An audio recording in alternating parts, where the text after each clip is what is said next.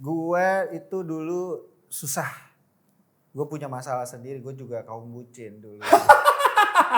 Lu tahu? Nih, dia tahu guys. Di kampus tuh tahu gue cupu dulu. Nggak, tapi gue seneng lu memberikan pengakuan ya. Lu bucin juga kan? Iya. Bucin.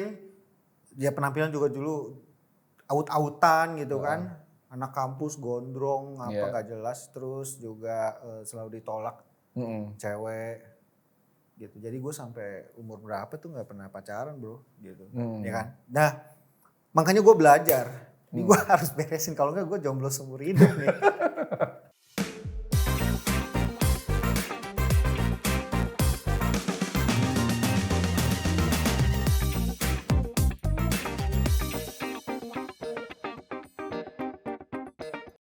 Oke, di Kacamata Baik biasanya kita ada trivia, cepet aja nih. Jawab cepet, 3 second, terus jelasin alasannya secara singkat juga. Oke. Ngedeketin atau dideketin? Dideketin. Kenapa? Lebih enak, minim resiko. Nggak sakit hati ya? Dasar.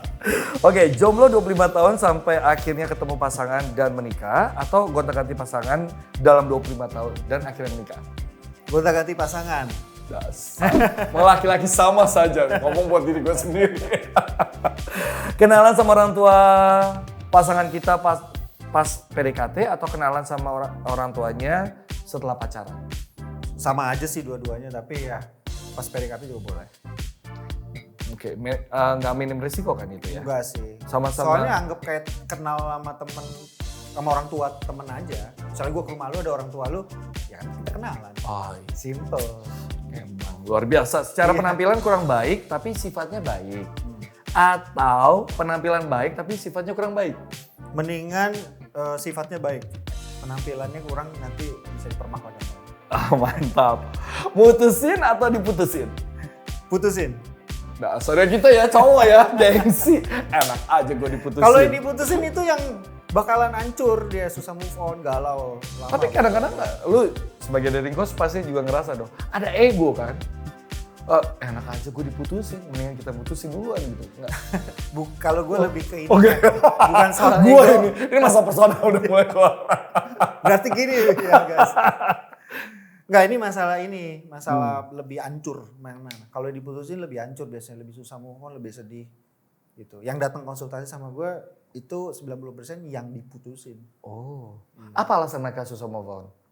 Karena kalau diputusin itu kayak berasa dibuang, dicampakkan, kayak nggak berharga lagi gitu loh. Jadi kena semuanya. Kehilangan value-nya gitu. Betul, bukan cuma masalah percintaan tapi jadi kena semua tuh. Kena harga dirinya, percaya dirinya. Berarti gambar dirinya rusak gitu. Yes, value dia juga rusak. Apa ini jadi alasan lu untuk diriin Kelas Cinta jadi platform dan lu bertindak sebagai dating coach sekarang? Ini karena melihat ini, fenomena ini? Salah satunya gitu, tapi utamanya bukan itu. Apa dong utamanya? Utamanya karena gue itu dulu susah. Gue punya masalah sendiri, gue juga kaum bucin dulu. Lu tahu? Nih, dia tahu guys. Di kampus tuh tahu gue cupu dulu. Nggak, tapi gue seneng lu memberikan pengakuan ya, lu bucin juga kan? Iya.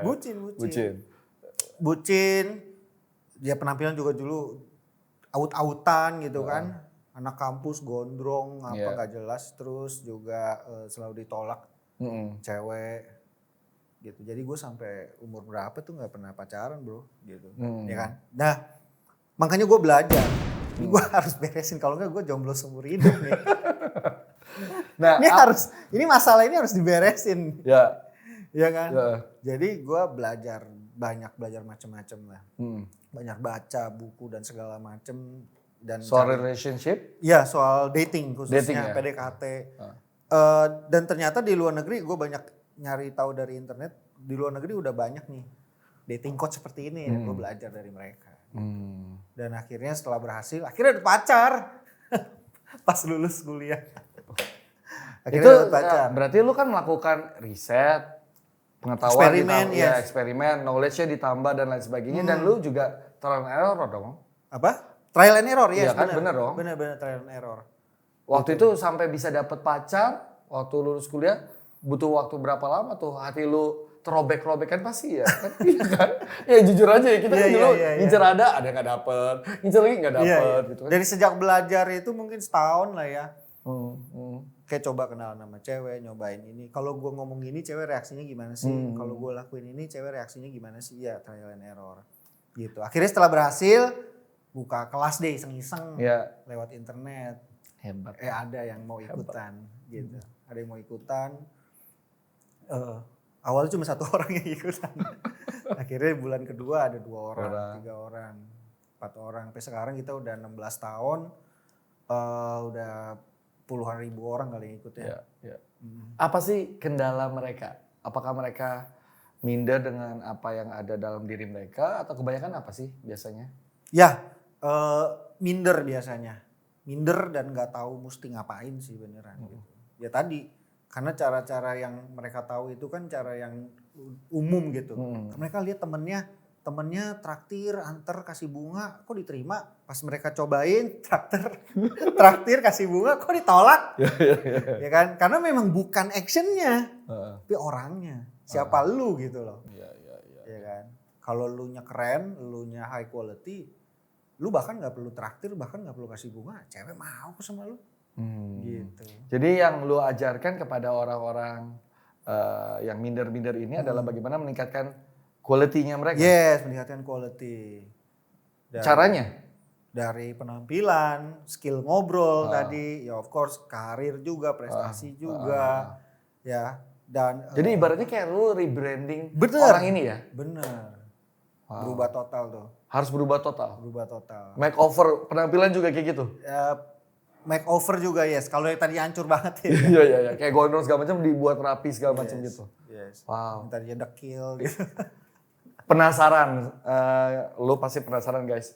Prosentase lu ngubah, dari kan lu bilang udah 16 tahun, puluhan ribu orang punya problematika yang sama.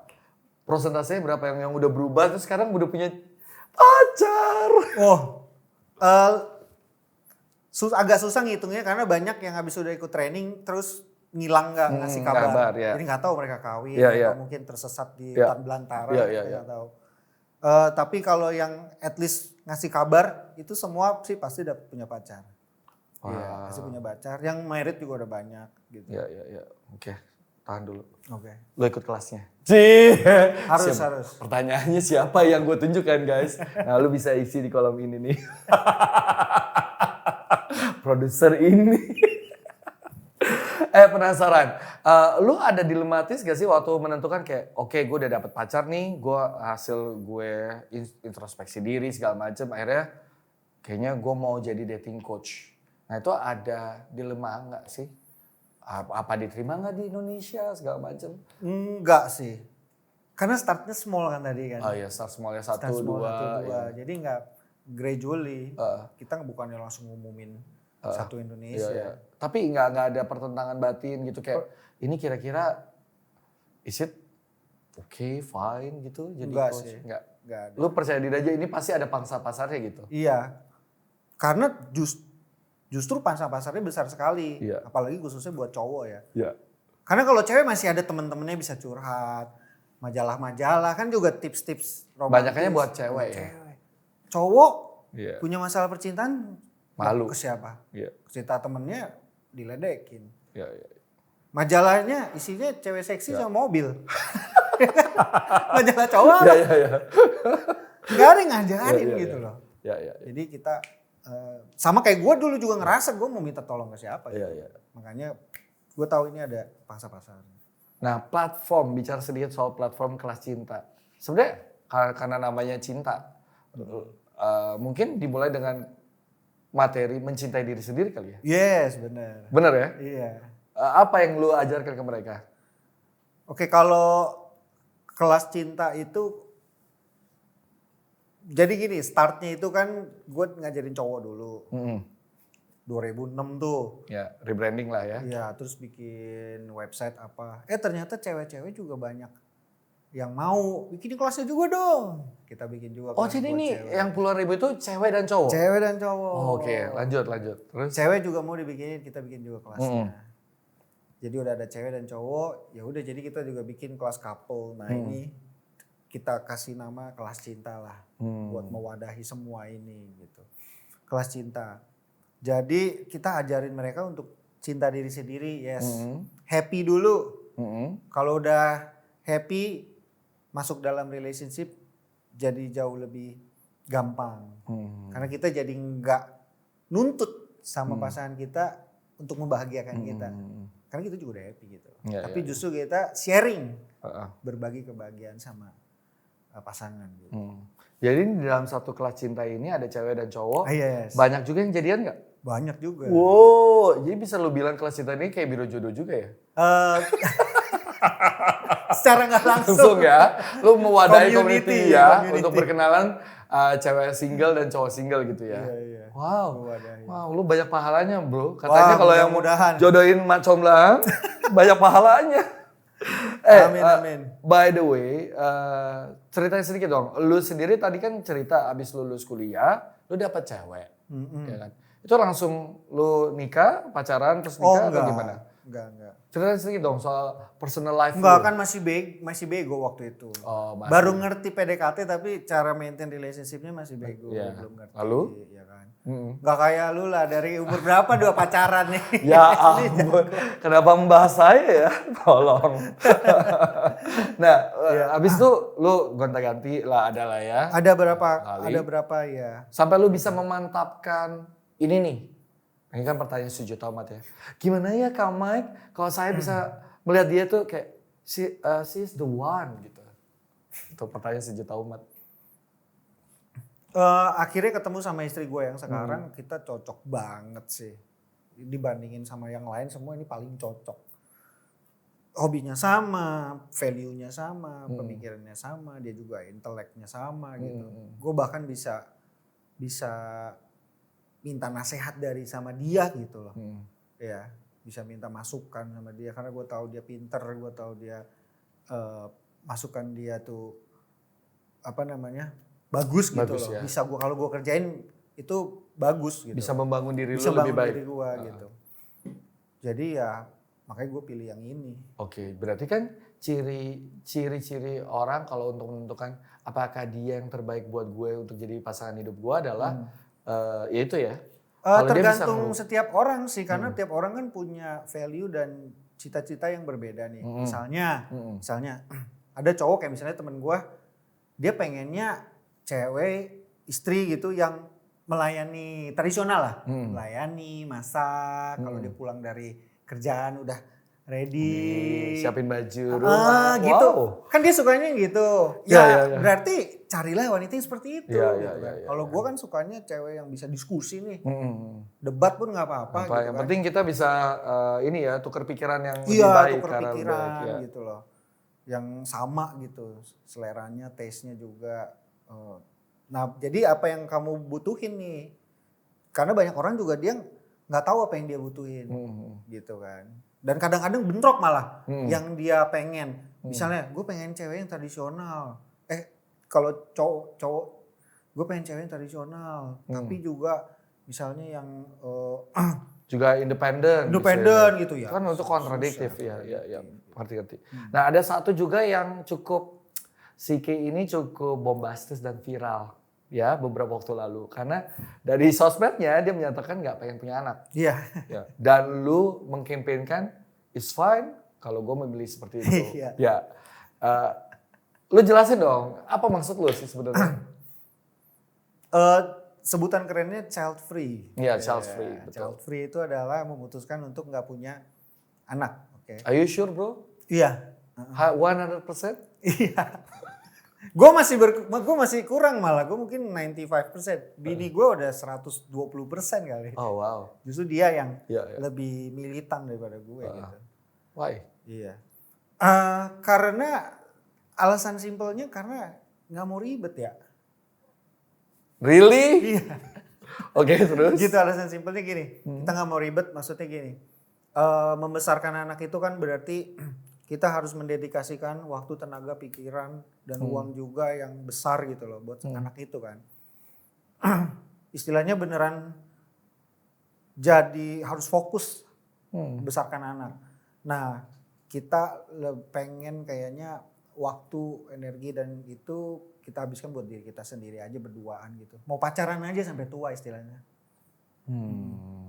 Lo nggak berpikir bahwa apa yang lo torehkan, prestasi dan lain sebagainya, apa yang lo legasikan ke anak-anak? Enggak juga sih. Lo nggak merasa itu penting? Enggak juga. Masalahnya setiap orang kan pasti mati juga kan, nanti pasti meninggal. Iya. Dan paling kita 1-2 generasi masih diingat. Tapi ntar udah 3-4 generasi juga udah gak ada yang ingat kita. Wow. Gitu. Jadi lebih baik kalau mau keluarin legasi, lebih baik dalam bentuk karya. Misalnya bikin buku, bikin film, bikin apa yang akan terus. Really? Yes. Oke. Wow. Diingat sampai generasi-generasi berikutnya gitu. Ya. Kalau dalam bentuk anak sih 3-4 generasi juga dilupain ya udah. Lu aja pasti gak tahu nama buyut-buyut lu. Iya, tapi paling nggak gue tahu apa yang mereka kerjakan. Iya. Iya dong, itu kan legasinya mereka gitu. Misalnya kakek gue pernah apa dan kakek apa. Iya, tapi kayak bokapnya lagi. Ya, buat gue di masa itu kan paling nggak legasi kita ada. Ininya darahnya. Iya, darahnya mengalir. Well, itu kan opini lu ya. Iya. Dan ini sempat memicu banyak perdebatan panjang. Tapi tanpa mengurangi rasa hormat dengan pilihan hidup lu dan istri. Cuman maksud gue, lu sering berinteraksi sama anak-anak kan? Enggak juga sih. Enggak juga. Lu emang gak suka sama anak-anak? Oh, ponakan gua doang sih. Nah, lu gak merasa itu menyenangkan? It's like kayak lu capek-capek, lu datang pulang ke rumah, lu lihat anak kayak wow, what a happy life. Kalau lagi happy, lagi main sama ponakan gue gitu, lihat dia lucu, iya sih. Soalnya kan lu bilang 95% bro, gue ngeliat ada 5% siapa tau lu masih pengen. Tapi kalau udah mulai ngelihat dia tantrum, nangis dan segala macam, gue kayak bagus lah gue gak punya anak gitu. Nah itulah, nggak maksud gue kan itu ada fase-fasenya kan. Yeah. Selama kita pelajari kan maksudnya kita bisa tetap, kita tetap bisa menghadapinya gitu menurut gue. Ya. Itu cuman penasaran aja. Iya. Semoga ya 5% itu gitu ya. By the way, kalau lu dikasih waktu balik lagi ya ke usia 20 tahun dengan pengetahuan lu yang ada sekarang soal relationship, khususnya love atau dating, apa yang lu mau lakukan, Ki? Yang mau gue lakuin adalah upgrade diri ya, diri maksimal langsung dari umur 20. Gue banyak buang waktu sih emang. Gitu, banyak buang waktu. Gue kira jawabannya gue akan pacaran. Enggak ya, dengan pengetahuan sekarang. Upgrade dulu, biar dapat pasangan. Biar dapat pilihan yang lebih banyak. Ya. Biar apa yang dia kejar didapatkan waktu di kampus Trisakti. Gitu. Waktu di kampus Trisakti. Bener. Gue mau cerita dulu waktu di kampus itu Trisakti ya, kan kita satu angkatan ya. Ya betul. Cuma beda fakultas. Gue ada suka satu cewek, ya itu gue dari pertama kali masuk, dari pertama ospek gue suka sama dia, demen gitu nah. Yeah. Sampai lulus 4 tahun gue gak pernah negor bro. Oh ya? Gak berani. Spill dong namanya. Kan udah. Gak berani gue. Gak berani? Iya. Dia juga gak tahu kalau lu juga ada crush sama dia juga gak tahu? Gak tahu lah. Tahu sih karena temen-temen suka ngeledekin. Ini sih. Ada salam. Tapi bener-bener gue kabur. Lu kabur waktu itu? Iya, kalau lu bukan lu follow up gitu enggak? Enggak lah, jiper bro, enggak berani. Itu tuh saksnya gue dulu lah. Makanya kayak I gotta do something about this gitu. Otherwise I'm gonna grow old and lonely. Ya, tapi kan beruntung sekarang lu udah ada pasangan hidup kan, saling support dan lain sebagainya. Iya. Makanya gue saranin orang kalau baru awal pacaran, itu kalau udah ada red flag, misalnya kasar nih, baru 3 bulan pacaran kasar, ngomongnya kasar gitu pas berantem. Udah langsung putusin saat itu juga. Atau dikasih ultimatum, sekali lagi kasar kita putus. Gitu. Alasan kenapa dia sampai bertahun-tahun, karena yang pertamanya itu tuh nggak dikasih boundaries. Terus, and then makin larut. Dan ketika lu udah 2 tahun pacaran, lu mau putus ya susah.